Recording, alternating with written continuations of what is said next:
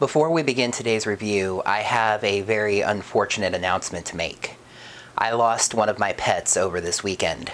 Now, normally this would not be something warranting an announcement on these videos, but this was more than a pet. He was a member of the ORV family. You all have met Squeak the cat during the course of these videos. He had a frustrating but funny tendency to interrupt my videos by jumping up on this dresser, and he also took his own turn in the reviewing seat, reviewing the Meower Rangers miniseries. Unfortunately, over the weekend, Squeak contracted a very sudden and serious illness, and sadly, it is one that he did not survive. I am going to miss him very deeply. I know that most of you would encourage me to take some time off, telling me these videos aren't the most important thing in the world, and I do understand that. But Squeak was a reviewer too. He would always encourage me in his own way whenever I was feeling down, even about these videos. So the show must go on, and this video is officially dedicated to his memory. Have fun on the other side of the bridge, buddy. Hello there, heroes. I'm the Orange Ranger, and welcome to another Power Rangers Ninja Steel episode review. Halloween may still be about 2 weeks away here in the real world, but in the Ranger world, it's already in the rearview mirror. It's back to core episodes for our favorite Steel ninjas.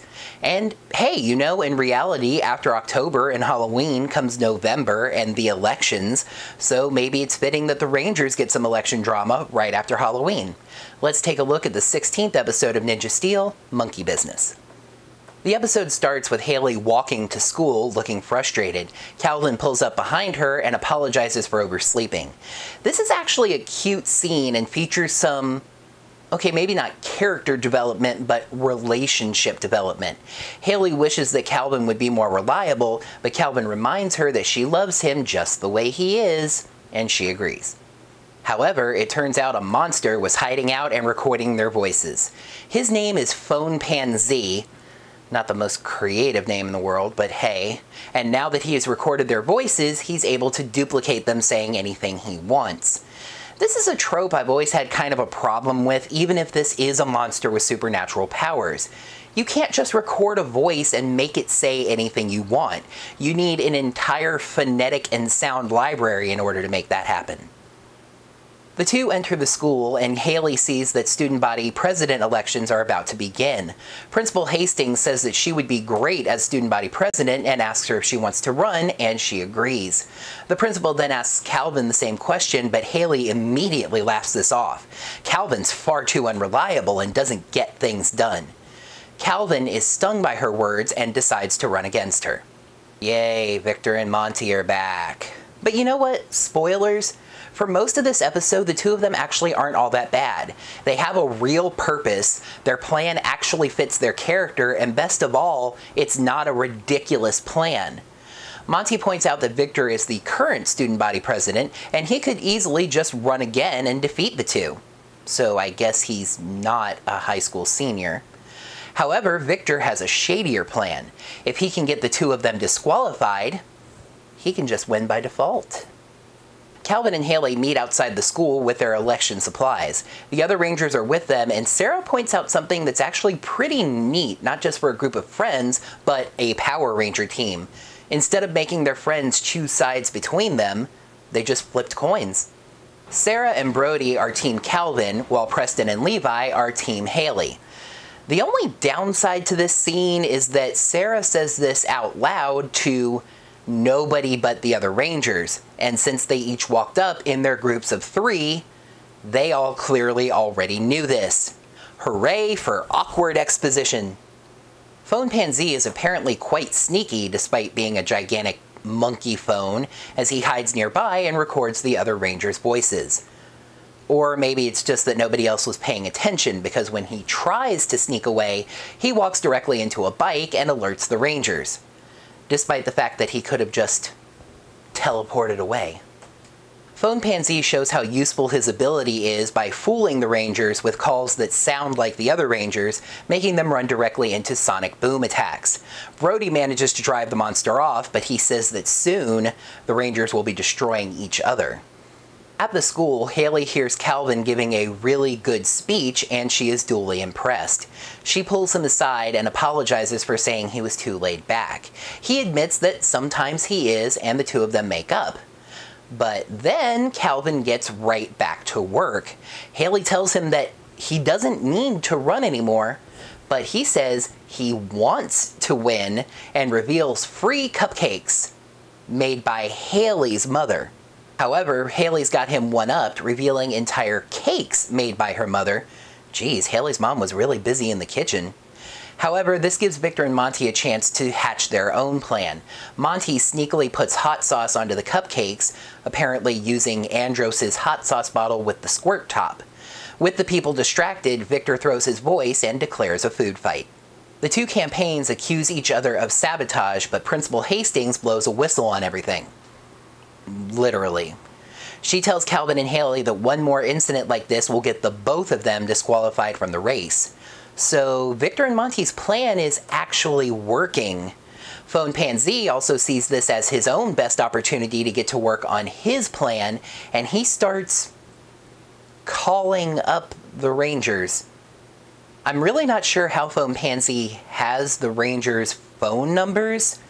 Maybe since he's part telephone, he just knows all phone numbers. Anyway, he calls up Calvin and pretends to be Levi. Levi confesses that Hayley started the food fight, and he tells Calvin if he goes to the park right now, he can catch her in the act of another cheating scheme. Calvin decides to just take Levi's word that his girlfriend is apparently a cheating snake, and he heads to the park. Phone Pansy ambushes him there, hitting him, taking his power star, and tying him up. He then pulls this with Sarah and Brody using the voices of the other Rangers, and the two of them get hit really hard. Sarah is tossed into a concrete planter, and Brody goes back first into a metal pole. Ouch. This is where the monster's plan falls apart, and it's for mind-blowingly obvious reasons. The monster calls Hayley and pretends to be Brody. Calvin started the food fight, go to the park, blah blah blah. Mick pops up from out of nowhere and asks where everyone is, which is completely different from last week when Mick popped up out of nowhere and asked where everyone is. When Hayley explains the situation, Mick says that Calvin starting the food fight doesn't sound like him. When she says that Brody told her, he says that Brody ratting out Calvin also doesn't sound like him. Just because you hear something doesn't mean that it's true. In other words, the moral of the day. However, in this case, it's actually not instantly absorbed and just believed, as Hayley and Preston just kind of run off anyway. Levi catches them outside, no, I'm not doing the joke, it's dated, and says basically the same thing Mick did. It's then that Phone Pansy makes his crucial error and shows that he probably should have been near the people he was calling. Phone Pansy calls Levi pretending to be Hayley, who is standing directly in front of him. They head to the park, however they show up morphed and riding their Megamorph cycles, which I think is the first time we've seen the things since they got them. Phone Pansy tells Levi and Hayley that he's got 3 of the Ninja Power Stars, because none of these monsters are smart enough to just take the stars to the freaking ship. But wait a minute, Levi and Hayley, wasn't Preston with them? Turns out he snuck over to the proceedings in his ninja gear and is working on freeing the other Rangers. Meanwhile, Hayley tries to use an earth attack to place a gap underneath the monster, but she just can't get it to land in the right place. This seems really odd, actually. Hayley's always been quite skilled at being a ninja. Wouldn't it have been nice to see a training scene where she was learning to use this attack and couldn't get it to land in the right place?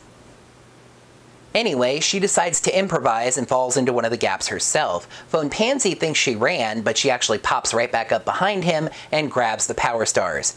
Preston gets himself a little BA action scene, beating up the Basher bots and freeing the other Rangers.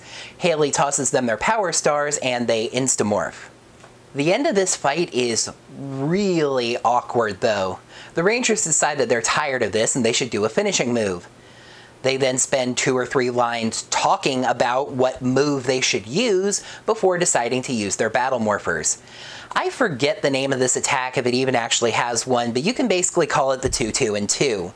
2 arrow shots, 2 claw slashes, kind of. Levi is using his guitar sword.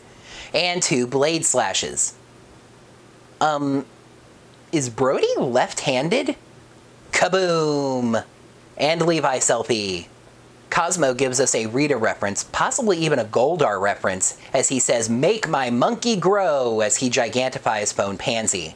The Rangers summon their Zords, but Phone Pansy uses a supersonic boom attack to mess them up and make them not able to function. But Hayley counteracts this with the Kodiak Zord's Sonic Howl ability that it suddenly and conveniently has, freeing them. The Rangers form their Megazords, and Calvin votes to destroy the monster for ruining the election. The monster didn't do anything to the election, Calvin. He just used it to set you against each other. Finishers and explosions.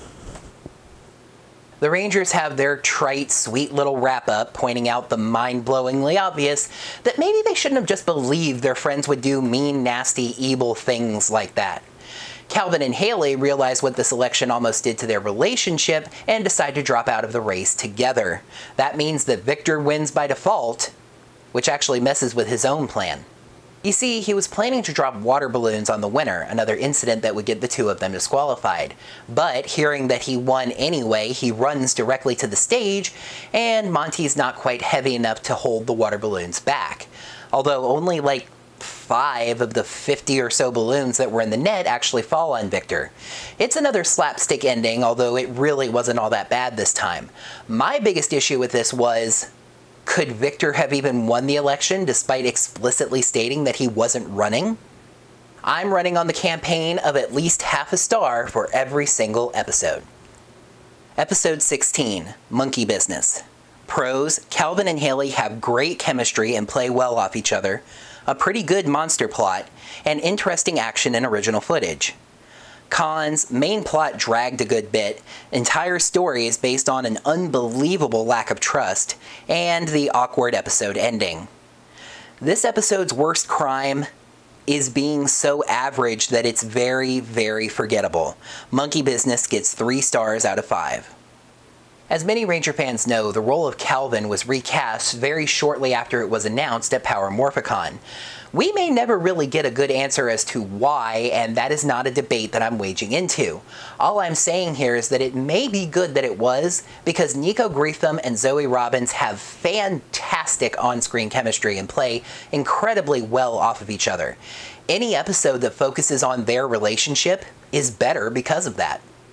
While I wasn't really fond of his name, Phone Pansy did have a really good plan. Setting the Rangers against each other worked really well for him, and he had 3 of their ninja power stars. If he would have just returned to the freaking Warrior Dome, he would have been in really good shape. That plan did rely on the Rangers not trusting each other, but to be fair, they haven't known each other for all that long. And this episode really took some chances with its original footage. The 2 scenes that stood out most to me were Sarah and Brody getting captured, the hits they took before that were really hard, and the way that they were tied up and set aside for later, and Preston's really awesome ninja action scene in rescuing them. Both of those scenes were slightly outside the Power Ranger norm, and they were pulled off pretty well. However, this episode kind of feels like it really drags, and that's mainly because of the focus on the real-life plot. It seems like they felt they didn't have a lot to go with the Ranger stuff, so they wrote this story that used that footage but primarily focused on the Rangers' real lives. The Ranger fights, and especially, once again, the Zord fight, feel really short because of it. And I mean, that is what we're watching for, right? And while I praised the monster's plan and even gave a possible reason for the lack of trust between the Rangers, that lack of trust just really didn't feel believable. I broke this episode's moral down into Ninja Steel's standard 1-sentence moral, but I can break it down even further than that. 3 words: trust your friends. We had absolutely no setup that these Rangers don't trust each other, and it was just an informed attribute for this specific episode and story that probably won't ever come up again. And this episode really clunked to its conclusion, not just the Zord fight and the Victor and Monty thing. Mainly, I just can't really describe to you how awkward that ground level finishing move conversation was. You're standing there just having a little chit chat about how to destroy this monster, while it's laying there on the ground in front of you, alive. Besides, why are you having a discussion about this? Brody is the team's leader. It's battlefield commander. He should just make a call and go. Forgettable. Average. Run-of-the-mill. This was Power Rangers snack food. An episode that was perfectly serviceable and not really offensive, but destined to be quickly forgotten. This is one of those episodes that we're going to remember in about a year with phrases like, that one where one of the Rangers was in an election, or that one with the monster that had some kind of phone thing. Looking ahead, is it finally time for our favorite occasionally appearing robot friend to get a focus episode all his own? Not you guys. Well, you know what? We'll see. Let's take a peek ahead at the 17th episode of Ninja Steel, The Adventures of Redbot. Redbot documents the adventures of the Power Rangers on his new blog, while a cat-like monster attempts to steal the Ninja Power Stars. That's going to wrap up another Power Rangers Ninja Steel episode review. Thank you, heroes, so much as always for watching. Make sure to like the video by clicking the like button right down below. In the comments below, let me know what you thought of this episode and of my review of it. Make sure to subscribe to the channel to see all my videos, as well as ringing that bell and setting up your notifications so you get notified of whenever I post brand new videos just like this episode review. And if you'd like to toss any financial support to my channel, you can head to digitaltipjar.com/OrangeRangerVid, toss whatever financial support my way you're comfortable with, and I'll be very grateful for whatever you can do. Until next time, heroes, may the power protect you. But in the Ranger world, it's already in the rear view mirror. They have a plan that fits their character. Calvin and Hayley meet outside the school with their school supplies. However, this gives Victor and Monty a chance to hatch their own plan. Monty sneakily puts some hot sauce on the... However, Hayley's got him one-upped, revealed entire... The monster calls Hayley and pretends to be Brody? Yeah, saying, "Make my monkey grow," as he gigantifies phone. But hearing that he I am running on the promise of at least 1/2 of a star for every episode. No. As many Ranger fans know, the role of Calvin was actually recast after it was announced, and this episode kind of took some chances with it just really didn't feel believable. 3 words: trust your friends. And that just didn't make it farts.